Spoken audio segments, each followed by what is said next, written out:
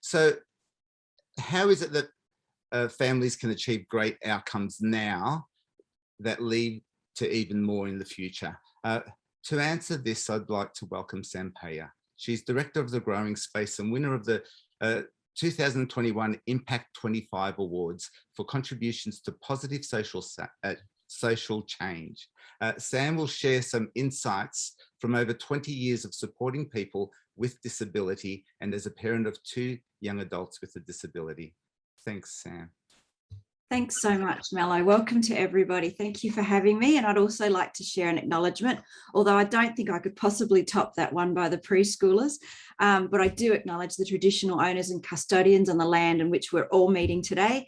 And I pay my respects to Indigenous elders past, present and emerging. Sovereignty has never been ceded. It always was and always will be Aboriginal land. So thank you. I'm just going to start off by sharing my little screen, if that's okay. Can we do that? Is that working? Yes, excellent, great. And you know what? I think I'm going to kind of get stuck straight into this. Some of you may know me already. I run a small business. I'm on the Independent Advisory Council for the NDIA, and I have 2 sons with disability. One is 21 and has Down syndrome, and my 19-year-old son was born very early and has some hangover disability from that. So let me, I thought about what I wanted to do today, and I thought lots of different ways of doing this. And I ended up deciding that I was going to write myself a list of the things that I wish I knew when my kids were little, and things that I've learnt since. And you know what, I guess some of this might change again in another 20 years, but this is certainly where I am now. So I'm going to get stuck into that. Bear with me. There we go. The first thing that I think is super important for families is to always have very high expectations of the life that your child will live, high expectations of the life you will live as a family. When my little guy was, well, actually, you know what? I'm going to go back even further. I was pregnant with him, and I was bleeding, and I went to the doctor, and the doctor said, this is not compatible life. We're going to clean it up. And I said, you know what? I'm just going to let that sit. Let's let nature take its course and see what happens here. I now have a strapping 19-year-old young man with a full beard and at university. So there was my first one where I had high expectations. I thought, you know what? I'm not going with that right now. The next one was when my waters broke very early at 24 weeks. And I was told that when he was delivered, that they were going to deliver him that night, and that when he was delivered, I would have to make a decision and would probably need to turn off his life support. Once again, I made a higher expectation, and I said, you know what? No, I'm just going to assume that he's okay and that he's going to live, and I'm going to go through and live our life in that way. And now I have a strapping 19-year-old son with a full beard at university. Then I was told when he was born and in the hospital, that, which was 2 months later, by the way, we managed to hold on for 2 months, that he would have severe disability, that he would not walk, that he would not talk, that he would not be able to function in our society, and that I should sign a do not resuscitate, because he was having lots of life-threatening events. And at that point, I thought, no, I'm going to have high expectations. He's going to come through. He'll be fine. However that looks, he's going to be who he was meant to be. So I actually went with it. And now I have a strapping 19-year-old young man with a full beard going to uni and working as a support worker, would you believe it? So there was the first examples of having higher expectations. Before I had him, though, I had my young son, Ben. Ben was born with Down syndrome, and I was told that he would probably not be able to speak very much. I spoke to a therapist at the hospital who told me that I would probably never be able to have a really meaningful conversation with him. Well, here he is in grade 7 at the age of 13 years old, giving a speech at a very large conference with 200 people. Did he speak super clearly and everyone understood every word? No, but that has come with time, and he's pretty good now. But there he was, my confident young man standing up in front of everyone. I had to expect that he could live a full and proper life, which is exactly what he is doing. I was also told when he was in kindergarten that he would not be good enough for the speech and language program, which was a disability program at the school, that his speech was not good enough for him to do that. But I had higher expectations and I insisted that he went there. And I'm very glad he did, because there were lots of role models there and lots of people speaking. Ben was born in the year 2000. He was born in February, just before or just around the Sydney Olympics. I was fairly isolated, living overseas. It's funny, I can't even imagine why I thought this at the time. This is pretty funny, just bear with me, folks. But I remember thinking when he was born and I was told that he had Down syndrome, I was devastated that there was no potential for him to be an Olympian. Now, no son of mine was ever going to have the potential to be an Olympian. Let me get that straight. We are not sporty people. So I'm not quite sure why that stuck in my little head, but there you go. But here is a photo of Ben 2 years ago at the World Athletics Games for INAS, representing Australia, chosen to represent Australia. No one else in our family has ever represented Australia at anything. And there is my son, and he's soon to be awarded what's called the Australian Sports Medallion, which is only awarded to Olympians and those that have represented Australia at very high levels in various sports. So, okay, high expectations. I did not have that expectation, but if I had much lower expectations, there's no way on earth he ever would have met, would have ended up competing for Australia. My next one that I wanted to talk about was about trusting yourself when you're working with professionals. We've already heard a few of those stories. Your son will never live. Let's clean it up now. He will never walk and talk. You'll have to make decisions about life support and switch him off. Well, yeah, I think you've really got to look at your own gut as a parent, and you know what's best for your family. We do take in advice. You're listening to me right now. Maybe you'll take in some of this. Maybe there'll be one gem that comes out of today for you. I don't know, hopefully. But I think it's super important to trust your gut. I remember one of the failures, and there are many failures in my part as a parent, was when Ben was little, and I had some money for some respite, for some support for him. And I asked the team, this was overseas, so the system was a little bit different. I asked whether I could use that funding to hire somebody else, an adult with Down syndrome, to work as a parent helper in my home. And they all said, oh, no, you don't want to do that. That won't work. No, they won't have that sort of capacity to do that. And that really bothers me now when I look back on it. I wish someone had helped me stand up for that back then, because I now look at many young adults with disability and with Down syndrome, and I think, gosh, they would make perfect parent helpers, absolutely brilliant parent helpers. And in fact, there are a few in our community that are working in childcare centres. So that's advice that I wish I'd heard way back then. And on the flip side, we do hear advice that is good as well. One professional sat me down once. We were having an awful time with a particular teacher. And she was really quite horrible. She had terribly low expectations, and she really didn't engage Ben. And, she thought of herself as babysitting. It was really quite horrible. And I was really determined to fight. I was determined that she would be a better teacher. And this particular professional, a different professional from the disability community, pulled me aside and said, Sam, don't sacrifice your own child for the greater good. So while there are lots and lots of teachable moments out there, be careful that you don't sacrifice your own family for those teachable moments. Fix your own oxygen mask first. You all would have heard that before. Here we go. Inclusive education. We did choose inclusive education, but there were lots of barriers. Lots of barriers. When Ben was this age, here's a photo of him in his speech and language program. He was ready to go into primary school. And the school system told us, don't go to a regular primary school, don't be included. He will never have any friends. And I'm very, very glad that I did not listen, although it was very hard not to listen at that point. Very, very hard to make those decisions. But if I were to advise myself now, I would say, go for it. Do it, do it, do it. Don't even hesitate. Don't second guess yourself.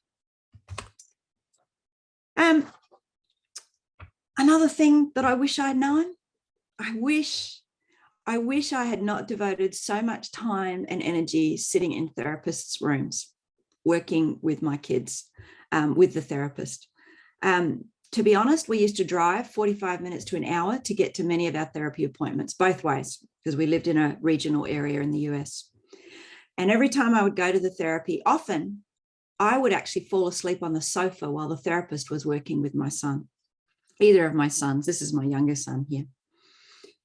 Now, I've read research that says that children with Down syndrome that do lots of physical therapy or physio walk 6 weeks earlier than those that don't on average.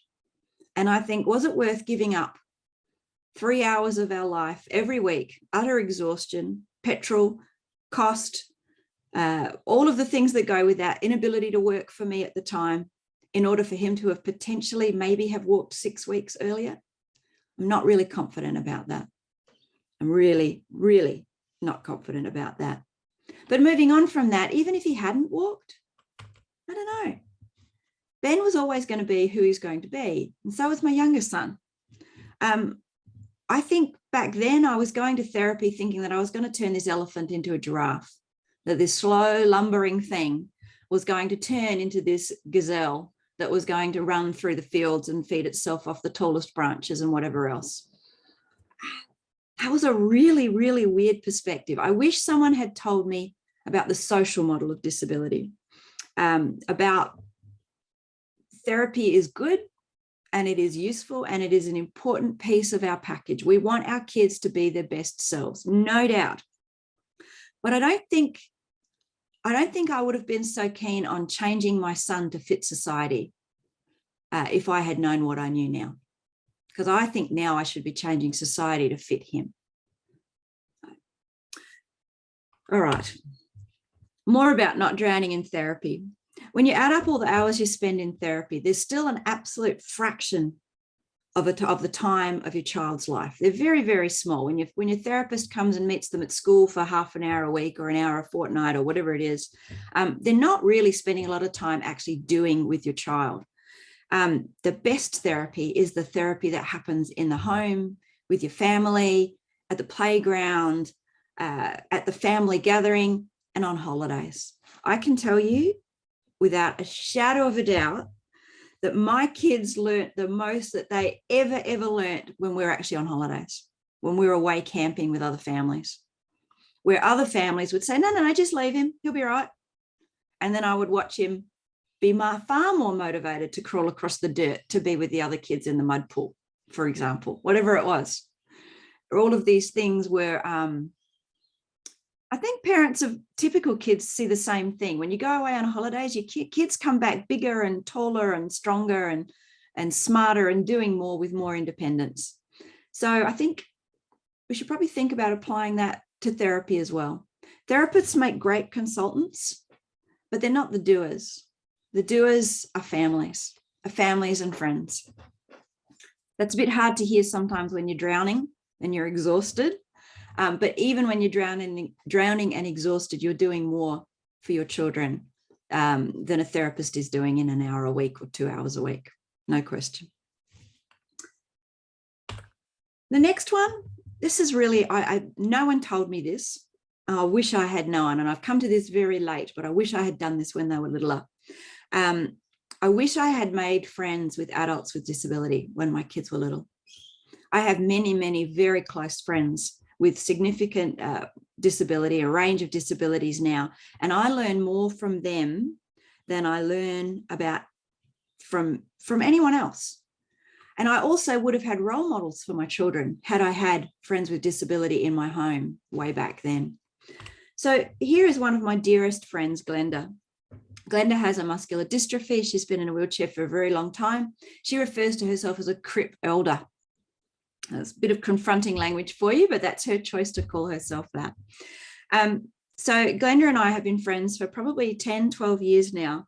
And I'll never forget the day she told me this story. She was getting on the train, and in Adelaide on the trains, the conductor has to come out and put a ramp onto the train. And the conductor was being a bit whingy and whiny. Oh, it costs us so much money and time to do this. And she turned to this bloke And she said, yeah, imagine how much cheaper it would be for the government if we didn't have to put chairs in all the trains. I bring my own. And I looked at her and I thought, yep, you're right. And there was a perspective of the social model of disability, wasn't there? I thought that was really super powerful. I think I'm probably, how much time have I got, Mello? I have not been keeping track. I'm being a very bad speaker. Only a few minutes, but we're loving what you're sharing. So, all right, I'll keep going, but I'll try and make it a bit quicker, less of the stories. Inclusion, a full life is a big life, is a whole life. Here as my kids, I took them cuttlefish snorkeling. Who would have thought in, I don't know, minus X degrees water, it was freezing and horrible, but it was incredible to see it. I never, ever would have believed that I would have been able to take Ben on that, but we gave it a go and he did it. And it was an incredibly amazing experience. General advice, I wish someone had told me that I can't do this alone. I have always tried to do this alone until very, very recently. I think sometimes I can steer that boat. Sometimes I can row that boat, but it's very rare that I can do both. And it's very rare that I can do both at the same time. So you need other people to help you row that boat, help you keep afloat, help you steer that boat. Listen to others, take the advice and support that you can. You'll be surprised. Fit your own oxygen mask first. They're kind of cliches, but do you know what? They're good. They're real. This one's a really big one. Now, this one's a little bit controversial. And this is that I think that people, families with kids with disability should keep their feet in two worlds, the disability world and the full inclusive mainstream world. My son went to Scouts, he went to regular inclusive school all the way through, but he was also involved in Special Olympics and other places where he could make networks and friends of his own that had a similar intellectual disabilities to him, because his best friends now, his best, closest friends, the ones that he can still have fart jokes with at the age of 21, are those people with intellectual disability. Although I'm sure, Mello, you still do fart jokes, right? Yeah, there you go. Got it. So the benefits of the getting that network with other families with disability are huge. Peer support is so important. That venting, that capacity to understand that all parenting is a roller coaster, right? We have ups and downs. For us as parents of people with disability, the highs are way higher. It's super exciting when our kids achieve, but the lows are also an awful lot lower for us. So I think to be able to share that with other people who get it, you can't beat that. You can't beat that. So keeping your feet in both worlds, most of you wouldn't be able to tell me which of those people are disabled and which aren't. Some of them are and some of them aren't. This is at Ben's 18th birthday party, some of his friends. Something that I found really valuable when Ben was little was that I made friends with the other regular parents at the school, because they were the ones that had more availability to help me out. Well, that's not why, I shouldn't say because, but I did find out that they were the ones that were more available to help me in a crunch, because the other families with kids with disability were dealing with all their own rubbish at the time as well, which is what happens to us. And we have tough times and good times. I'm nearly there, Mello, a couple more minutes. All right. I wish someone had told me, I wish, what would Ben be doing if he didn't have disability? If you took the disability away, what would be happening in his life right now? And I do this when I work with families now as a peer supporter. I say, what career would they have? And people with, parents look at me with blank faces and say, what do you mean what career? They're in a wheelchair and they can't talk and they can't eat. What do you mean? What would they have? Say, no. If they could do any career, this is your kid and what you know about their personality, who would they be? What would they be doing? Because once you have an idea of that, you can break it back down to the little things that get you super close. Who would Ben be if he didn't have a disability? He would be a rap artist and a rock star. He would be an international athlete. Hang on. And now I have to think, actually, they're the things he is doing. Now, he's doing them at a different level and potentially at a different audience at times, but he is actually doing this stuff. Like, it blows my mind. Who would have thought? Look at this guy. Doesn't he look professional and amazing? Like, it freaks me out. Am I saying we don't have challenges? Am I saying that I don't want to throw them in a rubbish bin often? No, I'm not saying that. I do. And he knows that. Same here. He's ready to move out. We're working on it. Trust me. All right. Sometimes things go pear-shaped. We've all seen it. We've all had it happen. Everything falls apart. Providers are terrible. Your kid is sick. Someone says something mean. I'll never forget the day Ben came home from school and he said, "Mum, I got a new name." I said, "What's that?" He said, "I, the retard." And clearly kids at school had said these horrible things to him. And did I fall in a hole? Yeah. Did I go and buy my first big screen TV that week and hide in front of it for weeks? Yeah, absolutely. Sometimes you got to pull a face, you got to vent, you got to cry, and then you got to move on. And your peers can help you do that. Sometimes, however, that's not good enough. Sometimes you've got to pull out a sledgehammer. Just so you know, this photo is not my kid destroying a car at home or at a farm, right? This is at Scouts. This is at Jamboree. He went up to Jamboree for 10 days years ago, and they had this awesome thing where they had this bunch of old cars and all the kids got sledgehammers and they got to just smash up cars. So, wow, I wish I could go smash up cars. Be awesome. Sometimes you need a sledgehammer, and sometimes you're going to need to fight things. You're going to need to take it to AAT, to the Human Rights Commission, to the boss of the company that's providing your service, your local MP, wherever it is. Sometimes you're going to have to do that, but pick and choose it, because you've only got so many spoons in your life. You can't do everything. And last but not least, let your kid be a kid.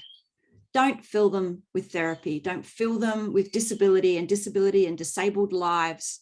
Let them be a kid, because they're going to grow up and they're going to become an adult. And they're going to want independence. Your child, even at the age of 10, they are not like a 3-year-old. And we should never be using that word. We should never be infantilizing our kids. Our kids grow up and they will have the bodies and lives of adults if we allow them to have the bodies and lives of adults. So please think about your kid having a girlfriend in the future, or a boyfriend or a partner. Think about them moving out of home. As much as you want to shelter them and cocoon them, look to that independent life. I think that's super important. I wish I had heard all of this and listened to this and acted on all this when my boys were younger. I'm still learning now. People like Glenda in my life are super important. I think that's all I got to say, Mello. Thank you for the opportunity. I wish all of you a full, rich, inclusive life for yourselves and your families. And yes, there's going to be troughs. You're going to feel like rubbish sometimes. But overwhelmingly, parenting is that journey, regardless of disability. I wish you all my love and success in the future for everyone. Thank you.